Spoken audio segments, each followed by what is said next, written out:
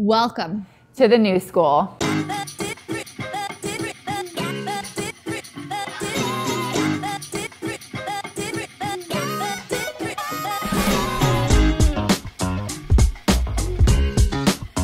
What we wanted to do was talk about the concept of authenticity and vulnerability in an industry that has typically been super buttoned up, super professional, and a little bit old school.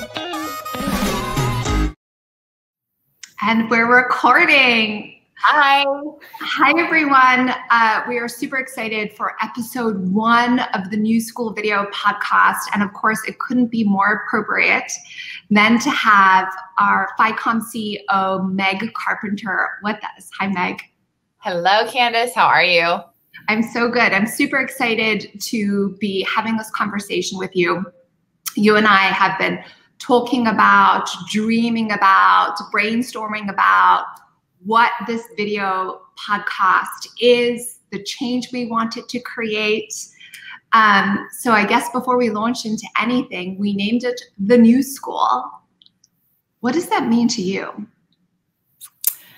Well, thank you for doing this. Thank you for having me on as your first guest. I'm totally honored. And I'm excited to talk with you about the new school and sort of what it means to me. And candidly, it means a lot. It means a lot of things. I think ultimately it's our belief system around owning your truth and being really comfortable and confident with who you are, what you stand for, who you stand behind, you know, personally and of course, as well as professionally.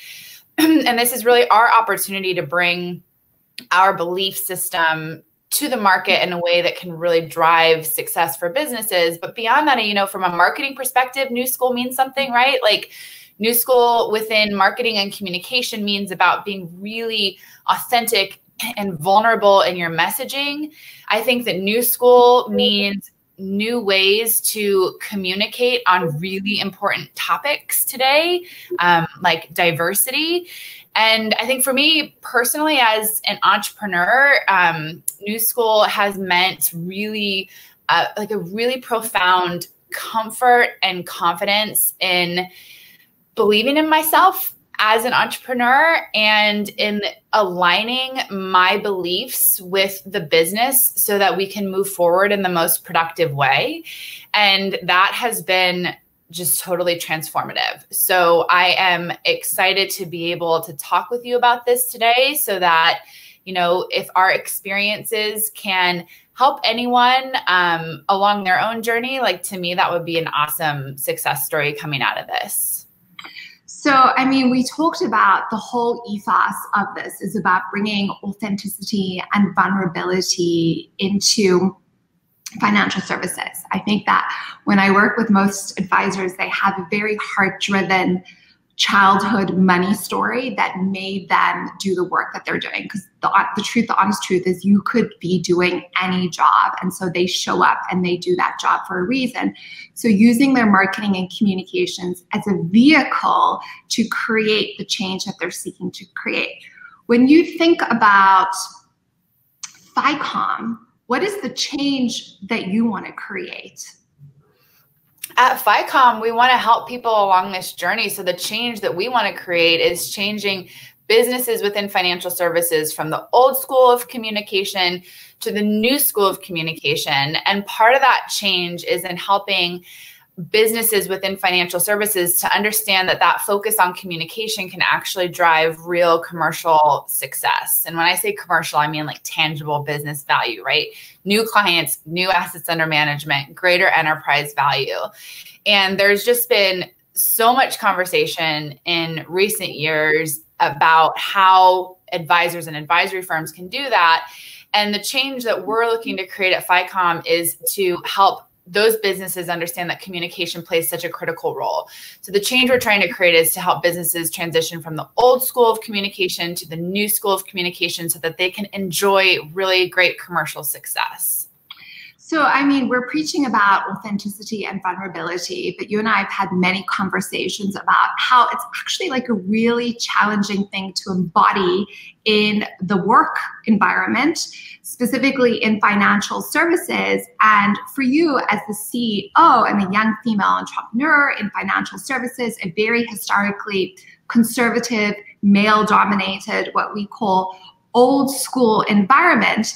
But you shared a story with me once about when you really experienced the power of vulnerability and how that impacted the growth and the trajectory of Ficomm. Can you talk a little bit about it? So it was part of your EO forum for anyone who's listening, which is entrepreneurial, what is it? It's Entrepreneurs Organization, right? That's Entrepreneurs Organization. Okay, so tell us a little bit about that story. Yes. Well, just to your first point, it is really challenging. It's easy to say, you know, be authentic and be vulnerable in your communication, and it's much harder to do. And I am still on that journey and happy to be, you know, closer to the starting line than the finish line. And I totally acknowledge that. It's a work in progress for me every single day. But I have had these moments where I have experienced how that vulnerability can be so powerful. And to your point, I'm in the Los Angeles chapter here of Entrepreneurs Organization. It's an incredible organization, global network of entrepreneurs. And one of the cornerstones of EO it's called Forum. I actually learned about EO and Forum through one of our clients who's an executive, actually the CEO of one of the largest advisory firms in the country. And he was telling me about his leadership journey, and he talked about his EO Forum and that he had been with these gentlemen for, I think, 15 years, and just the transformation and positivity that had come out of that relationship. And it's the reason that I joined EO was for that type of forum experience. And I joined originally my first forum with this mindset of like, I'm here because I want to be a better entrepreneur. I want to learn how to be a better CEO. I want to learn how to drive this business forward. So I came into my first forum with that mindset of like, I'm going to learn about business. I'm going to learn about things that are going to make me a better CEO, Ficomm a better business. And so I started experiencing this forum from that lens. And ultimately what I learned with that was that lens was very limiting, because I was sort of putting up a wall and saying, I don't need to focus on myself. I don't need to focus on personal development. I don't need these social connections. I'm really just here for professional reasons. And that's not at all what the forum experience is about. The forum experience is about going to your top 5%, the 5% of things in your life, whether it's the best things in your life or the worst things in your life, things that you normally wouldn't share with other people because you just hold it so close. You know, it's that vulnerability. It's that, oh, like, I don't really even want to admit this to myself, like nonetheless admit this to other people. And that's what the forum experience is about, is going to that 5% so that you can get the support from people around you and understand how they may have been through similar experiences, even if they're not exactly related, but you can take bits and pieces from other people's journeys and other people's experiences. But I wasn't benefiting from that because I wasn't being vulnerable. I still had this wall up. And we can talk more about the wall, because I think we all have our own walls up in our own ways. I think being a female in finance, I think being a female entrepreneur in finance has sort of put a lot of walls in my way, and then I've put my own up. But I didn't get a lot out of forum at first because I wasn't willing to go there. Like, I wasn't willing to be totally honest. And so I skated over things. You know, I didn't talk about some of the issues that I was facing in my business. I didn't talk about some of the issues I was facing in my personal life because I didn't want to be exposed. And so I wasn't a good forum mate, and I wasn't getting a good forum experience. And so I went through training and I observed other people. I joined another forum. When I joined the other forum, I was like, you know what? I'm just going to do something I've really not done a lot of, which is just go in and be super raw, you know, and not care about what people think. I'm going to step into this space and believe that there's going to be no judgment. I'm just going to put it all out there. And since I've come to forum with that experience, it's been so transformative for me because it's allowed me to have like a greater belief in myself and have people support me, but also me leading with vulnerability has allowed for a greater forum experience for all of my forum mates, because I sort of in some ways came in and gave everyone else permission to do the same thing. And so that, I think in recent years is probably like one of the greatest examples of how leading with vulnerability has been transformational for me. And in how I hope we can do the same within our business here at Ficomm. So I 100% preaching to the choir. I feel like in any instance where I've showed up, I remember once I was on a panel with all these very amazing women, and I was kind of like, how did I get on this panel? They were so incredible. But the first question came to me and I just went blah, blah, blah, blah. And I was just honest. And one of the women came up to me afterwards and she said to me, thank you for just putting it all out there, because you really gave me permission to be honest. And earlier in the day, I'd been on this other panel and I'd kept it very guarded. It was going to be her last day at this company the next day, and she hadn't mentioned anything on the panel earlier. And at our panel session, she was actually able to open up, and the audience connected with her. They connected with me. I connected with her, because we kind of get this sense of like, we're all in this together, and we're not so separate, and we all don't have it super polished and perfect and got it. We don't all have it like going on the way we pretend that we have. So I guess I'd love to know, is there a specific example or incident that you can tell us about where maybe you shared something in this new ethos of vulnerability that you historically wouldn't have shared, and the impact that it had on some of your decision-making or connecting to people or even business? I think this experience over the last, 5 or 6 months now, and COVID has really forced me out of my comfort zone in a lot of ways, but in ways that sort of like drive to that wanting to be vulnerable and authentic. And ultimately, that's what I experience is what you just shared. It's the ability to connect. And when you think about that from a marketing perspective, obviously that's really, really powerful. But for me, working from home, this is my bedroom. Most people don't know that, but I'm in my bedroom. It's the easiest place for me to set up a desk. My husband's working downstairs in the den. Never in my wildest dreams would I have imagined opening myself up to the industry from my bedroom. Like it feels like in March, that felt like very uncomfortable to welcome people into my home. And I think that sharing that like allowed people to connect with me in different ways. It's 95 degrees in LA right now, so I'm a little bit hot if you see me like playing with my mane. I like shifting here, so I feel like I'm like constantly shifting my camera angle here. Yeah, this is going to be called like the glow episode.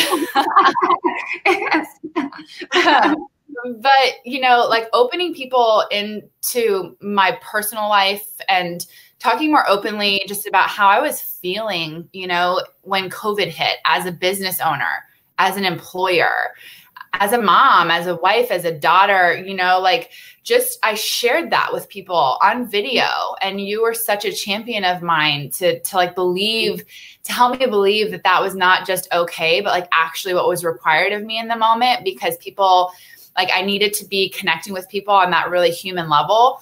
So I think during COVID, like that's just one example of what I've shared and how I've opened myself up in ways. Like I did a video where I was sitting on the floor with my dogs, and like that's just sort of not anything I would have done. Like, I really have grown up in this space, and I've felt a lot of times like I have to show up a certain way, like I need to know exactly what to say. I need to be perfectly polished. I'm sometimes the youngest person in the room, although not nearly as much anymore, but like, I need to show up in this certain way that people expect me to show up.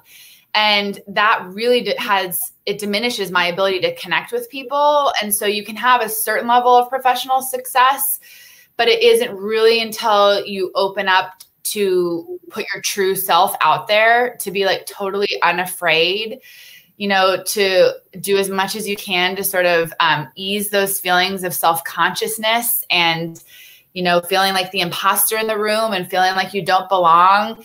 Like you can't allow those sort of self-limitations to put up barriers. And so, I think in COVID, like being able to share my home and being able to share more about my personal self has been really powerful. But, I'm still here like in a dress because I like to feel good. It's just about finding what works for ourselves and really focusing on that.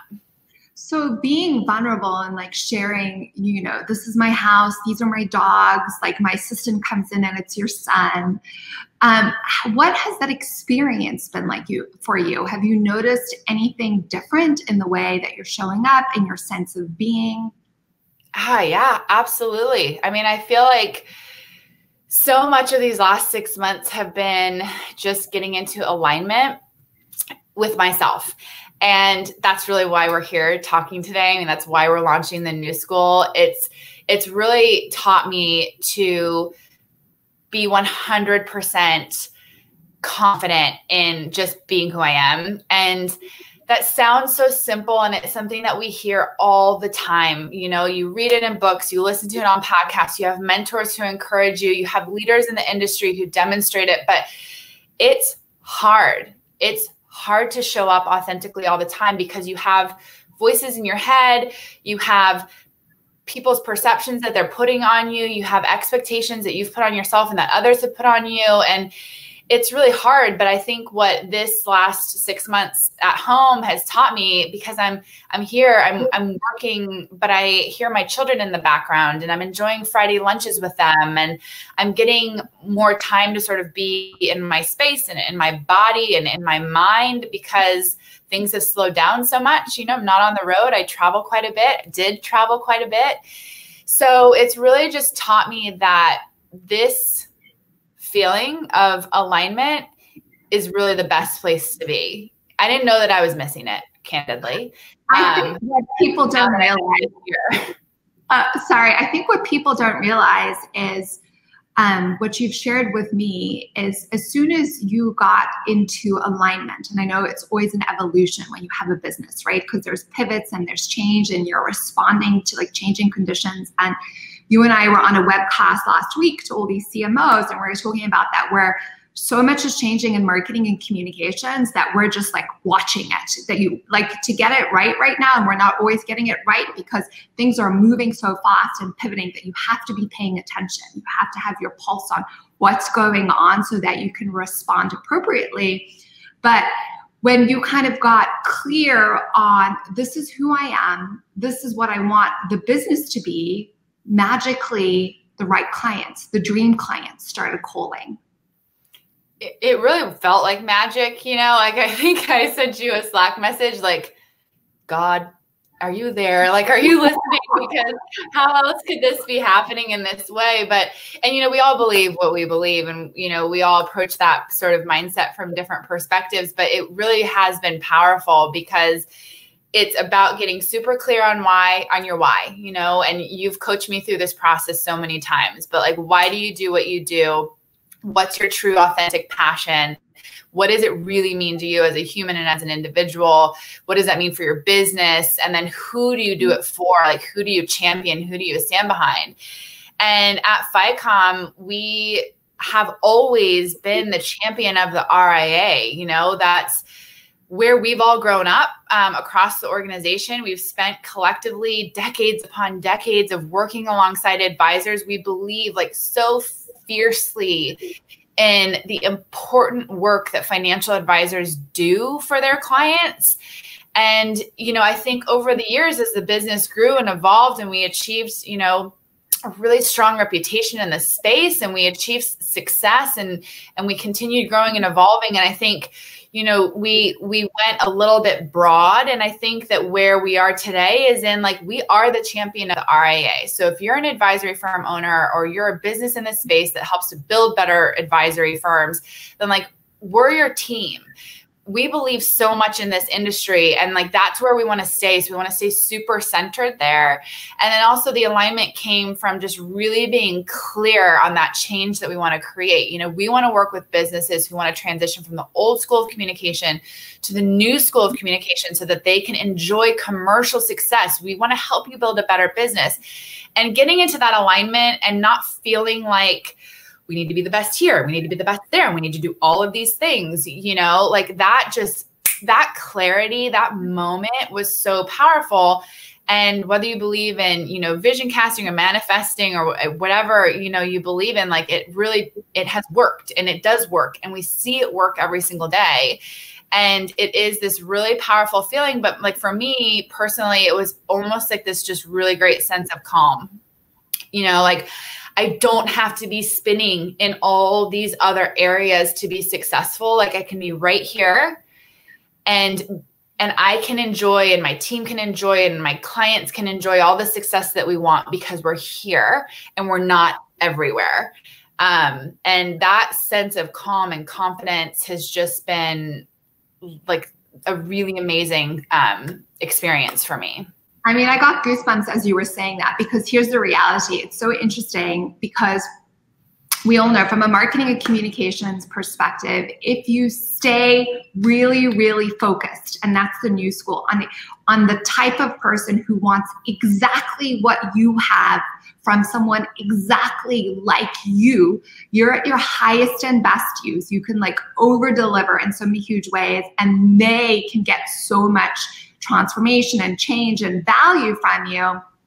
And it starts to feel almost like this esoteric energy thing, like to your point, and we're in SoCal, so maybe people are listening and they're like, those Californians, you know. But the reality is, when you're trying to speak to everyone, you speak to no one. I mean, it says, and what I love about what you just said, which is really, really true, is like, even as a CEO of a marketing and communications firm, knowing that that works, like being really targeted, very specific, because not everyone's gonna like you, not everyone's gonna like what you do or need what you do, but there are very specific people who do, and it's really your job to find them, and that's what marketing and communications does. But we have the tendency to feel like that's not valuable enough. We need to be more, we need to do more, and then we kind of get lost in the swirl. And coming back to that center, that why, is that alignment of like, okay, I've gone off that. And it's like balance. Balance is not a stagnant thing. It's constantly shifting and coming back to center. And so I love all of that. I mean, what's to say, Meg? When we talk about, I just love for you to share, because I think this is very, very common for a lot of people. And a lot of people are beginning to talk about it, but I think before I even read about it, I thought it was just me. And I think the whole goal of this podcast and really what we're doing, and even marketing communications, is for people to feel like I'm not alone, because in that there's greater peace and there's greater confidence. But the imposter syndrome, when you first discovered that it had a name, how's that shown up for you? Yeah, so I first discovered about imposter syndrome from the Michael Kitces, Carl Richards podcast that was done. It had to have been over, a year or two ago now. And I remember driving and thinking to myself, oh my gosh, I'm not alone. This is actually a thing, because I've been in this industry my whole life, right? My whole professional life. I started in financial services when I was 20 years old as a marketing intern, and I've essentially never looked back. And I've been supported by so many amazing people. I've been not supported by a lot of people. All of that has shaped my journey. But I've sort of just been one step in front of the other. And, a lot of times I show up in a room and I have this feeling, my heart starts racing and I get a little bit hot and my voice gets a little bit shaky. And I'm like, wait, why do they want me to be here? What if what I say is wrong? What if I don't meet their expectations? What if I fail? And it's a mindset that sort of constantly rings true in my head. And I know, other women, other entrepreneurs, other leaders have experienced the same thing, but it's a sense of I don't belong here. And I think that that's it's very limiting, obviously, for a lot of reasons. And for me personally, it led to sort of what I talked about earlier, which is like, I felt like I had to show up a certain way. You know, I felt like I had to show up and say, we do all of these things and this is why we're the greatest. And you know, because I felt like that's what people expected of me. I felt like they wouldn't take me seriously if I didn't show up in that way. And I think it's because a lot of people hadn't taken me seriously in the past. And so all of these things sort of come together, they mess with your head. And so, you know, that affected my ability to step into my truth. And I do think that, you know, my journey went on a lot of twists and turns, and I wouldn't change any of the twists and turns. If I were to look back at my younger self, I wish that I had discovered that earlier. I wish that I had read about it earlier. I wish that I had the opportunity to talk to people about it earlier so that A, I could know that I wasn't alone. B, I could learn from other people's experiences. But most importantly, that I could really have the confidence to step into my truth and to step into the beliefs that I have and to gain the confidence that I have today. And like you said, it's a journey, right? You know, you get into alignment and then something knocks you out of alignment and you have to come back. It's sort of the beauty of communication is that it's always evolving, it's always changing, but it's about finding that alignment. But for sure, you know, that imposter syndrome impacted my confidence, which impacted how I led, you know, and impacted how I showed up. And well, I think, you know, here's the reality is like, I think the imposter syndrome is something that everyone experiences. And I always actually like when it shows up for me or it shows up for advisors or people that I'm coaching, I like to feel it's a good sign. You know what it means? It means you're stretching. Like it's a good sign. It means you're moving out of your comfort zone.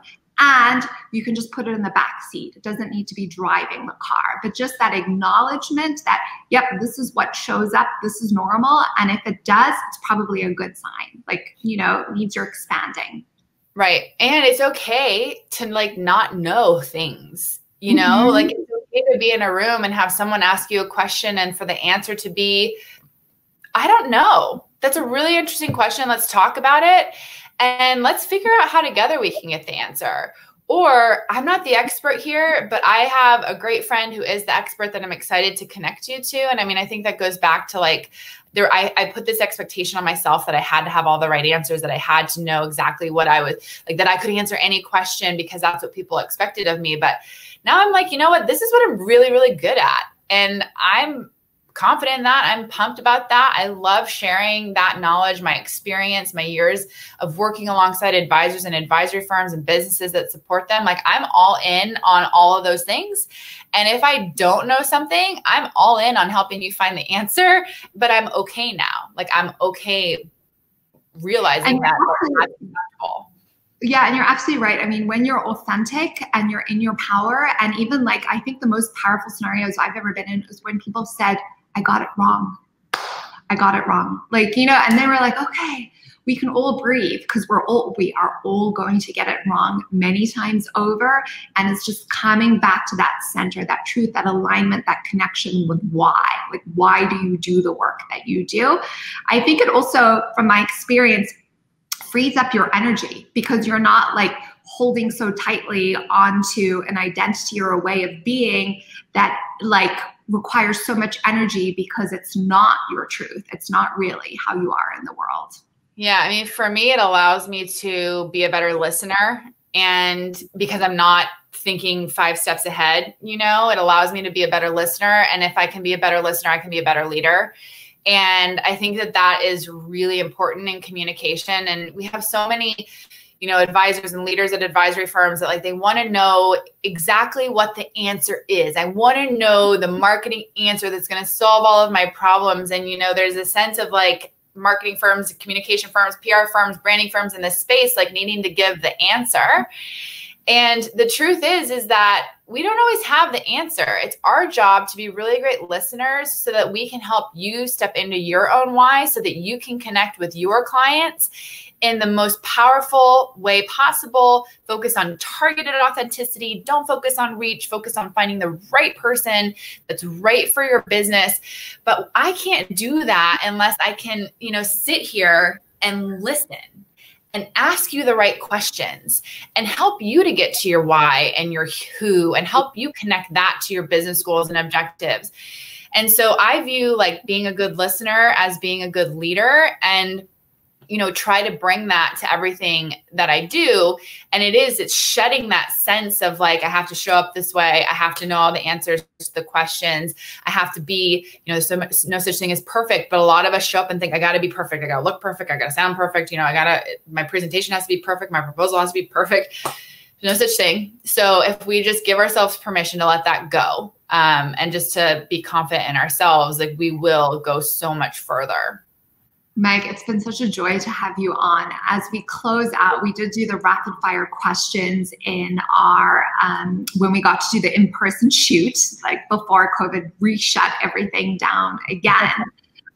But what is a podcast you're listening to right now that you're loving?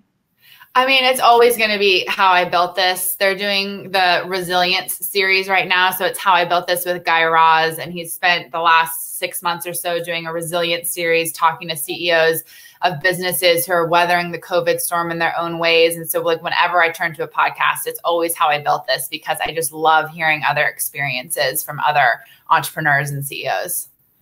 Go-to outfit working from home.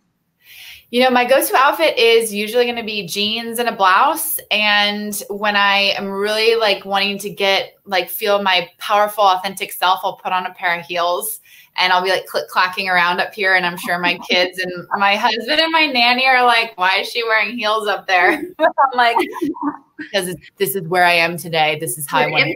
The energy. Yeah. The one thing that's keeping you sane during quarantine. My kids, my husband. I mean, it's just, we're sort of homebodies. So this has been a really wonderful experience for us. It's like homebodies unite. We're very, very much like our core unit when we're here and we're home and we're together. And also I've been riding my Peloton, bike a lot more than I had pre-COVID. And it's been just the greatest release, and confidence booster, and like powerful network of people. And so I would say my family and my Peloton. Anything you want to close with? I just want to say thank you, Candace, because you have really been a huge part of this journey that we've been on this year, which started, one way on January 1 and really changed. And I'm so grateful to have you as a coach and a guide, and to really have helped me get into this alignment, and to help us as a business to really conceptualize New School, which is just really founded on who we are as a business and the change that we want to create within this industry. So I'm super pumped for you to be out there with this New School podcast, because I know the change that you're trying to create. And I think it's really important. And so I'm excited that we're doing this. And I just wanted to thank you. Well, thank you. I couldn't have done it without you and your guidance and cheerleading and support. And you are a very good listener. I'll say that. If anyone spent any time with Meg, like, she really does listen. And I'm working on that for myself. Thanks again, Meg. So fabulous to have you on. This is closing episode 1. If you enjoyed this, please send it to a friend or someone that you think could benefit. Subscribe to Apple Podcasts or anywhere you get your podcast, as well as YouTube. We're testing out YouTube or Wistia. We don't know which one we're going to stick with, so we've got it on both channels. If you have a guest or you want to be a guest, please reach out. We'd love to have you.